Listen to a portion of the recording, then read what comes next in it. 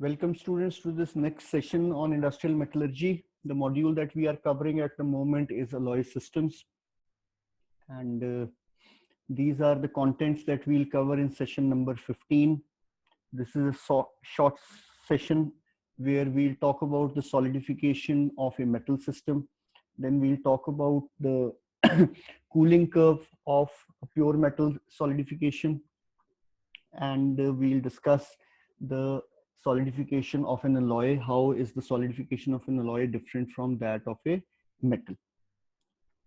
Okay, so if you are talking about a pure metal, we know that pure metals always solidify at a single temperature. So they have a sharp melting point, or they have a sharp freezing point, or they have a sharp solidification temperature.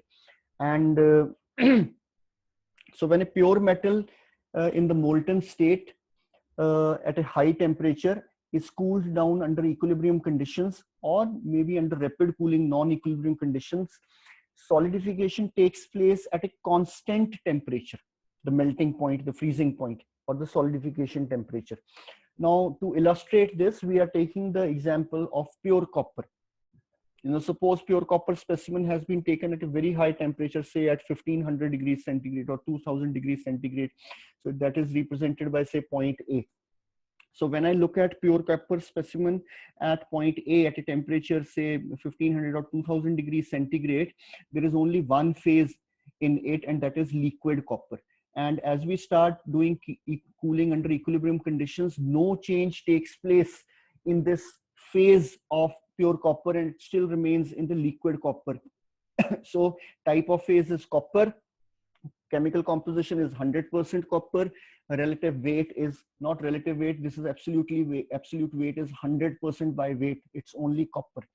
Now as we reach the start of solidification temperature, the melting point of copper is 1083 degrees centigrade. So when you reach, when this pure copper system reaches 1083, the solidification starts. And please see, as the solidification begins, till the time it has got completed, there is no change in temperature. Though you are cooling the system, but the system remains at the same temperature. All the heat that was being extracted from the system because of cooling is getting used in making conversion from the liquid state to the solid state, rather than cooling the system. So if at any point, if you now during the course of solidification, if you wish to see the microstructure, you will see bulk at the start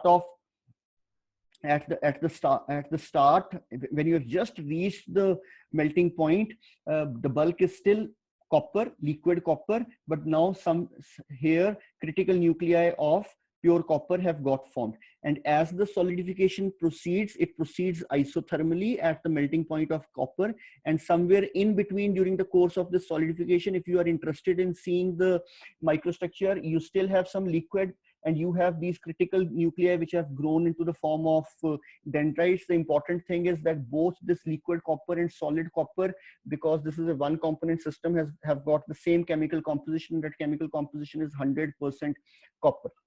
And when this much time has elapsed at the melting temperature, you see solidification gets complete. And somewhere from point C till point D, till room temperature, if you try to look into the microstructure is 100% solid copper.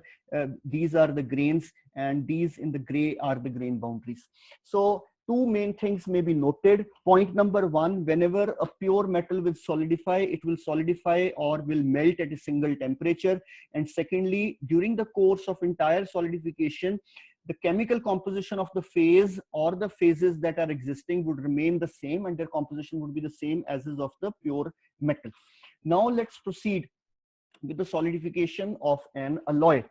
You see, alloys, though there are one or two exceptions of systems which I will discuss with you in the lectures to come, but most generally alloys would always melt during heating or solidify during cooling over a range of temperature.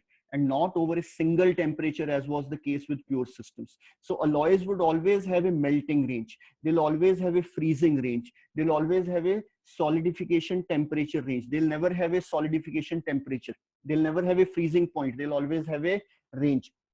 So when an alloy from the molten state, let's now take a alloy of copper. Let's take an alloy of copper with nickel, in which 20% by weight is copper and 80% by weight is nickel. So in the beginning, when you have taken this alloy of 20 copper, 80 nickel at a very, very high temperature, when it is in the molten state, it has got only one phase in it from point E till point F, when the solidification has yet not started, and that single phase is liquid solution of copper and nickel. And what would be the chemical composition of that liquid solution? Whenever in a material system there is only one phase, the chemical composition of the phase is the same as is the chemical composition of the alloy that you have taken. So if you have taken a 20 copper, 80 nickel, and when there is single phase existing, the chemical composition of that liquid single phase is also 20 copper, 80 nickel, and it's 100% by weight present. Now as the cooling proceeds and as you reach this point F, which corresponds to the start of solidification temperature, 1410 degrees centigrade. This temperature is called the liquidus temperature. Why? Because above this temperature, everything was liquid.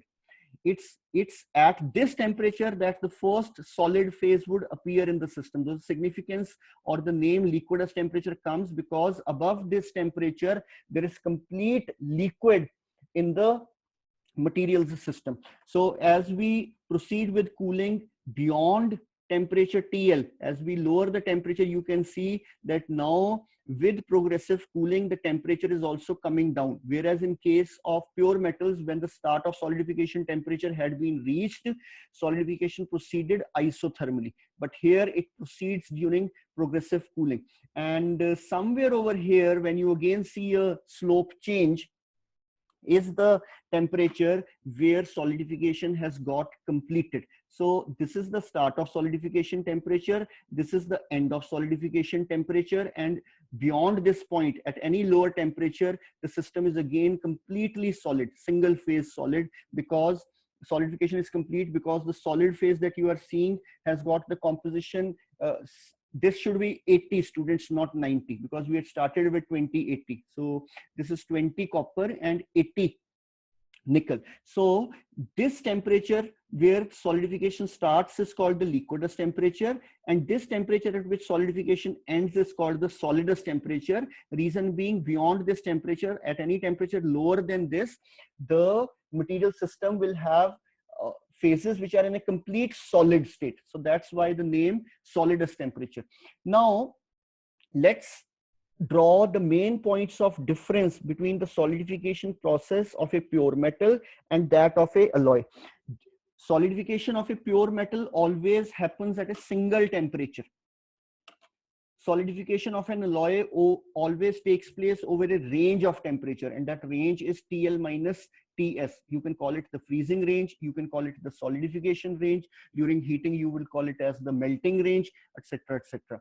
And the second difference is that apart from that single temperature solidification and over a range temperature solidification, the second point of difference is that in case of an alloy system, as the solidification proceeds, the chemical composition of the two phases that you are seeing continuously keeps on changing. Here you have the solid phase of only 2% copper and liquid is of 9% copper. And at a later stage, when the solidification is still ongoing, solid now has become, rather than 2% copper, of 10% copper, and liquid is of liquid should also have changed. So please mind it. And at the end, the solid phase is now of 20 copper. But in case of your pure substance, whatsoever is the phase present, because it's a single component system, the chemical composition of the phase or the phases that is existing is always 100% composition of the pure substance. So that's the second point of difference. I hope the difference between these solidification proceedings of a pure metal and an alloy are clear to you, and these would be used in the sessions to come. Thank you so much for watching.